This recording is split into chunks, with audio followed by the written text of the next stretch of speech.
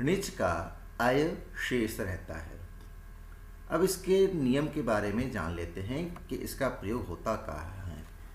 णिच प्रत्यय प्रेरणार्थक क्रिया है। प्रेरणार्थक क्रिया अर्थात वह काम जिसे कोई दूसरा व्यक्ति करवाए, दूसरा आदमी आपको प्रेरित करे उस काम को करने के लिए, ऐसी स्थिति में णिच प्रत्यय का प्रयोग होता है। अब अंत तक देखें, आपको समझ में आ जाएगा। सबसे पहले इसके कुछ सामान्य नियम है, उस नियमों को आप देख लें, समझ में आ जाएगा।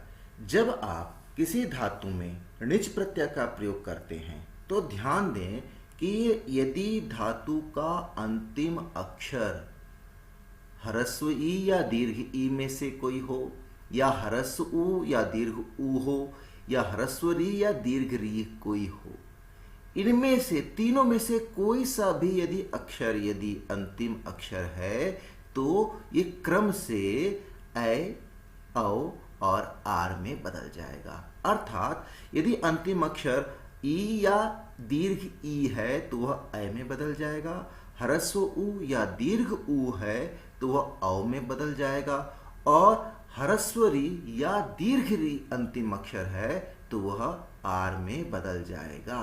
अंतिम अक्षर। दूसरा नियम है उपधा। उपधा यानी धातु के अंतिम वर्ण से पहला वर्ण जो है, यदि उसमें अ, ई, उ या री इनमें से कोई मात्रा हो, कोई स्वर हो, तो ये इसी क्रम से बदलेगा। किस क्रम से? आ, ए, ओ, अर। अर्थात यदि अ है तो वह आ में बदल जाएगा, ई है तो वह ए में बदल जाएगा, उपधा में यदि उ है तो वह ओ में बदल जाएगा, और री है तो अर में बदल जाएगा। ये दो नियम। तीसरा नियम क्या कहता है? यदि धातु आकारांत हो, यानी धातु का अंतिम वर्ण आ हो, आ की मात्रा हो, तो जब आप णिच प्रत्यय का प्रयोग करेंगे तो आ के तुरंत बाद आपको प का प्रयोग करना है। उसके बाद फिर णिच प्रत्यय का प्रयोग होगा, यानी आ के बाद प का प्रयोग किया जाता है, प लगाया जाता है। यदि धातु का अंतिम अक्षर आकारांत हो, आ हो धातु के अंत में, इस स्थिति में। ये सामान्य नियम है। इन सामान्य नियम को आप ध्यान दें। अब मैं आपको इसका प्रयोग बताता हूं, किस तरह से बदलाव आएगा, इसको समझ लें। धातु है पठ प्लस णिच। पठ धातु यानी पढ़ना, णिच प्रत्यय का प्रयोग करेंगे तो देखेंगे क्या नया धातु बनता है। आप यहां देखिए, पठ अंतिम वर्ण है ठ। ठ से पहले उपधा यानी उससे पूर्व पहला अक्षर जो है प है, जो प्रथम अक्षर है प। प में अ है, अ की मात्रा है, अ स्वर है। इसका मतलब जब आप णिच प्रत्यय का प्रयोग करेंगे तो अ बदल जाएगा आ में। अ के स्थान पर आ का प्रयोग करेंगे तो आपका जो शब्द बन जाएगा पाठ। अब आपको णिच प्रत्यय का प्रयोग करना है। णिच का अय शेष रहता है। अय यानी अ, ठ के साथ, ठ में हलंत है, इसमें आप जोड़ देंगे तो ये पूरा हो जाएगा ठ, और य तो बन जाएगा पाठ है। प में आ की मात्रा का प्रयोग किया, ठ और णिच का अय जोड़ दिया तो पाठ है। ये तो हो गया मूल धातु। अब आप इसका रूप बनाएंगे, तो रूप बनाने के लिए वर्तमान का लट लकार में लेता हूं तो बन जाएगा ती, पाठ है या ती। मैंने अति, अतः, अंति ये जोड़ देंगे। जैसे पठ धातु का रूप चलता है पठती, पठतः, पठन्ति। पठ धातु यहां पर पाठ है धातु, ये णिच प्रत्यय, तो इसका रूप बन जाएगा पठ के अनुसार पाठयति, पाठयतः, पाठयन्ति। दूसरा उदाहरण लेते हैं, पच प्लस णिच। यहां पर भी देखें, पच प, उपधा में अ का स्वर है तो यह आ बन जाएगा, तो बनेगा पाचयति, ठीक ऊपर के हिसाब से। इसी के रूप आप चला सकते हैं, लकार कम में प्रयोग कर सकते हैं। Creed plus णिच। उपधा में देखें, यहां पर उपधा में है दीर्घ ई, लेकिन उपधा में क्या कहता है, ह्रस्व ई होना चाहिए, दीर्घ ई नहीं। ह्रस्व ई होता तो वह ए में बदल जाता। चूंकि यह दीर्घ ई है तो इसमें किसी तरह का कोई बदलाव नहीं आएगा और णिच का प्रयोग कर देंगे तो बनेगा क्रीडयति, खिलाता है, यानी आपको खेलने के लिए प्रेरित करता है। पाचयति पकाता है, पाठयति पढ़ाता है, ये इसका अर्थ निकला। लिख प्लस णिच, यहाँ पर देखें अंतिम अक्षर में तो कुछ नहीं है, ख हलंत है, किसी तरह का कोई मात्रा नहीं है।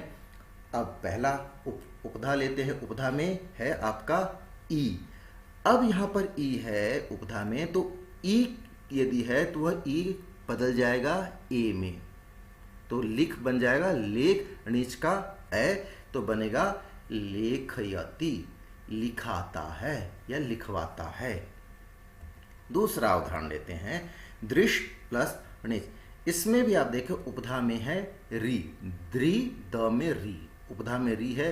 री यदि है तो वह री बदल जाएगा अर में, जब अर में बदल जाएगा णिच प्रत्यय का प्रयोग करेंगे तो बन जाएगा दर्शयति, दिखाता है। दूसरा उदाहरण लेते हैं, धा प्लस णिच, धापयति बना, वो इसलिए क्योंकि धा में अंतिम वर्ण है आ, और जब आ हो अंतिम वर्ण तो णिच प्रत्यय का प्रयोग करते समय धा आ के तुरंत बाद आपको प का प्रयोग करना है, तो बन गया धापयति, आ के बाद प का प्रयोग कर देंगे तो धापयति।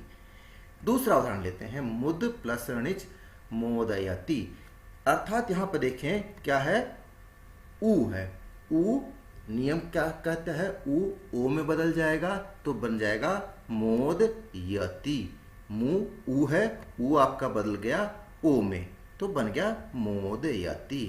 दूसरा उदाहरण, नी प्लस णिच, एक ही धातु है नी, नी में दीर्घ ई है।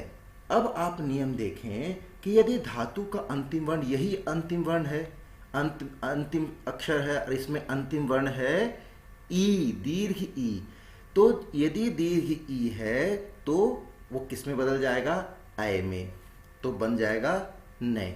अब यहाँ पर नय में बन गया, लेकिन यहाँ पर आप देख रहे हैं नाययति लिखा हुआ है। यहाँ पर आपको नय ए प्लस णिच का अय आएगा, अय के बाद अ है, तो यहाँ पर आपको अयादि संधि का प्रयोग करना होगा। अयादि संधि के लिए आप प्ले लिस्ट में जाकर आप संधि प्रकरण को देख सकते हैं। तो नय का ए के बाद अ है, जब आप इसको अयादि संधि में प्रयोग करेंगे तो ये बन जाएगा आय, अर्थात ए आय में बदल गया, न था, न के बाद आय आया तो बन गया नाय, और णिच का यति तो बन गया नाययति। दूसरा उदाहरण लेते हैं, तुद प्लस णिच, तुद में ऊ की मात्रा है उपधा में, तो ऊ ओ में बदल गया तोदयति। कृष प्लस णिच, री अर में बदल जाता है तो बन गया कर्षयति। रुद प्लस णिच रोदयति, रुलाता है। कर्षयति खेत जुतवाना, जुतवाता है। दूसरा उदाहरण लेते हैं, ध्री प्लस णिच, री आपका है तो वो अर में बदल जाएगा। यहाँ पर धी अर में बदला तो ध में आप देखिए अ बचा, आ नहीं है, अ है तो अ, यदि उपधा में अ है तो वो आ में बदल जाएगा, तो यहाँ पर धारयति बने।